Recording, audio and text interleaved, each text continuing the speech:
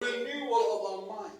kandi ni ngombwa cyane yuko duhindurwa bashya mu mitekerereze yacu. I heard a story yesterday. Ejo hari inkuru nari mfite. It was a girl, umukobwa, and they told her that she could not do it. umukobwa baramubwiye ngo nta kintu yagera. She could not go to school. ntiyajya kwiga. She was not intelligent enough. ngo ntabwo yari umuhanga. She was born in a poor family, bad luck. yavukiye mu muryango ukennye, ni umunyamwaka, nta mugisha, ni umwaka gusa. And they told her, no, not possible, cannot. baramubwira bati rero umukobwa mwizirekerere biveho, ntacyo wageraho, ntibyakunda. You're stupid. baramubwira turi n'igicucu. And little by little you start to believe it if you don't pay attention. rero utabaye maso buhoro buhoro watangira kubyizera ukabyemera ibyo bakubwira ngo ari. That's why it's so important how you speak to your children. ni nayo mpamvu ari ingenzi cyane uburyo ubwira abana bawe. Words are seeds. amagambo uvuga ni imbuto. What you speak, you create. ibyo uvuga uba urimo urarema. Like the spies who wanted to go into the promised land. abo ngabo basuzuguye kwinjira mu gihugu cy'isezerano. 12 spies, and they look around in the promised land. It's nice. hari abatasi 12 boherejwe kujya gutata igihugu cy'isezerano. It's as beautiful as God has promised. bagezeyo baravuga ngo ni cyiza nk'uko imana yabidusezeranyije. And then they see tall warriors, big towns with strong walls. bagezeyo babona abagabo b'ibihanda banini barebare bafite intwaro. And 10 of them come back to Moses and they say, no, it's not possible. We cannot go in. bagarutse 10 ribwira Mose ngo ntabwo twabibasha, ntitwabishobora. They are too strong for us. ngo bariya abantu baturusha imbaraga. We will never go in. ntabwo tuzigera tujya muri kiriya gihugu. That's what they speak.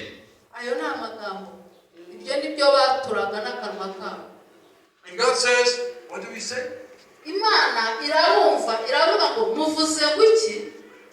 Oh, I will listen to you. ibyo muvuze rwose nabyumvise, nabumvise. It's in the Bible. God says, I will listen to you. imana iravuga ngo numvise ibyo muvuga. You will never go in. ntabwo ko muzabasha kugerayo. But Joshua ariko and yosuwa Caleb, na kalebu they say, but God has promised us this land. baravuga ngo ariko imana yadusezeranije ko tuzajya muri kiriya gihugu. With him it's possible. kandi ku mana birashoboka. Let's go in, take the reka country. tugende icyo gihugu tuzagihindura. We will go in. tuzagihindura.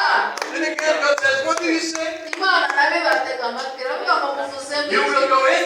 muvuze ngo muzakigeramo, muzagihindura. That's right, you will go in. nibyo kuko muzagihindura, muzakigeramo. 10 don't go and 2 go.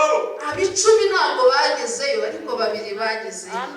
So what you speak is important. ibyo uvuga rero ni ingenzi cyane. God loves you. imana iragukunda. He has great promises for you. ifite amasezerano adasanzwe ku buzima He bwawe. has put the seed of His word in you. yashyizemo imbuto y'ijambo ryayo muri wowe. His DNA, His life, His nature. ADN yayo, uburemangingo bw'imana buri muri wowe. Amina. Amina. Amina. And this blessing is for you, uyu mugisha rero ni uwawe Amina. ndetse n'abana bawe for your children's children. ndetse n'abuzukuru bawe. Amina.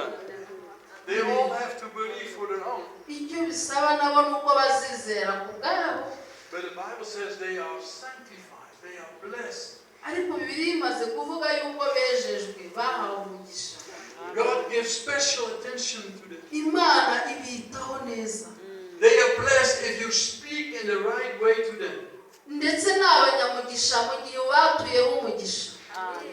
Never say, oh, you're stupid. ntukajye uri ikigoryi. God bless them. Ujye umubwira ngo uri umunyamugisha. Never say, you will never learn.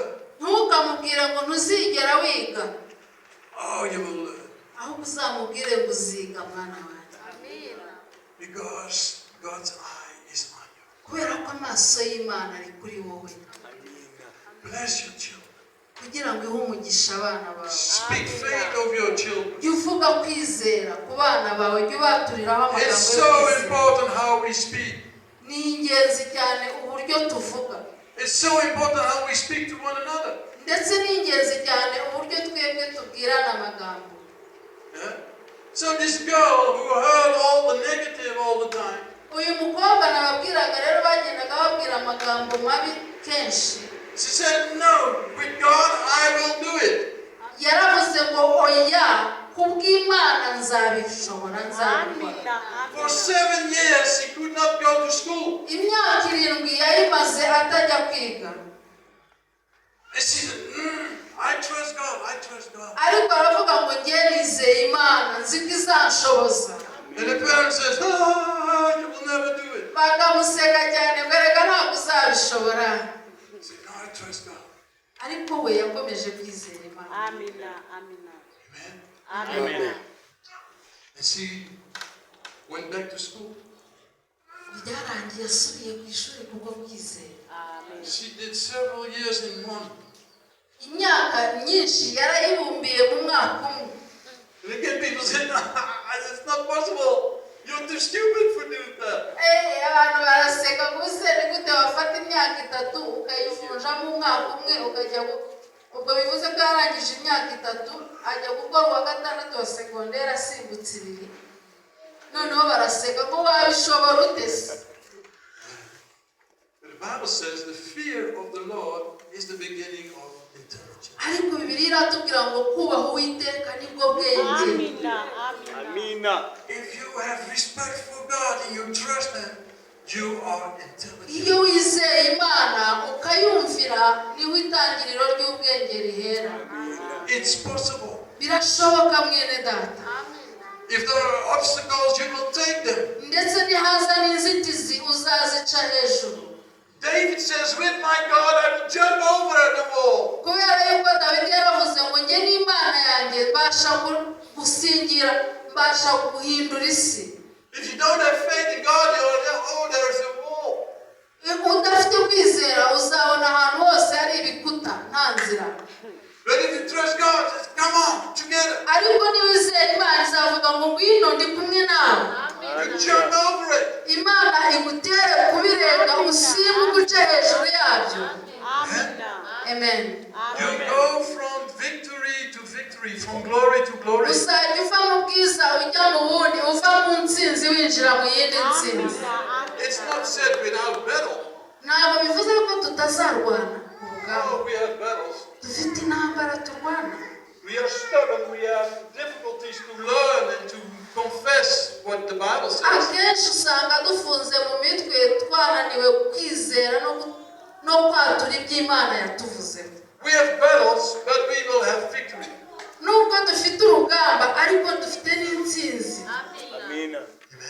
Amen. You see, with the Olympic Games, Mujya mubona ino mikino ya Olympic. there was one who was doing the swimming for France.